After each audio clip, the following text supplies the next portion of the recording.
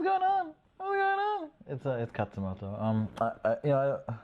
Not gonna lie, these intros are tiresome, but I'm here. In your ear. What does that even mean? Look, listen. I just wanted to share like something that doesn't like this isn't even at the level of an insight worth sharing. I'm sharing it anyway. These are just ideas going on in my head. So remember we've talked before about John Lewis Gaddis's book I think it's on Grand Strategy or just Grand Strategy, and it's a great book. It's fun and games. It's great, and taking these big lessons from history, applying them to yourself. So I've been reading a lot about the Peloponnesian War lately, and I read a couple. I want to say a couple of Thucydides translations because I don't read ancient Greek. And what's the point of my story? Well, basically, number one.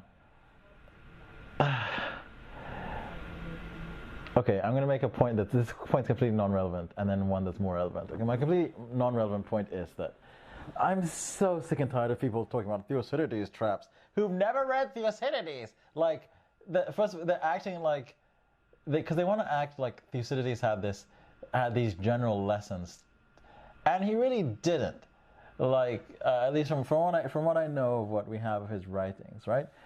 Thucydides was like, he just wanted to give an accurate account because he felt you'd draw a lesson from it. But he didn't have some lesson about when there's a rising power and an established power, the established power. Like, he literally didn't say any of that. And I don't think that's the lesson he wanted you to learn, because that's not a lesson you can learn from that book. There's no, it's such a trite lesson.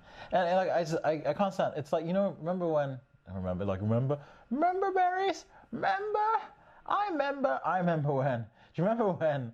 Well, back in the day, so you probably don't remember, but maybe you do.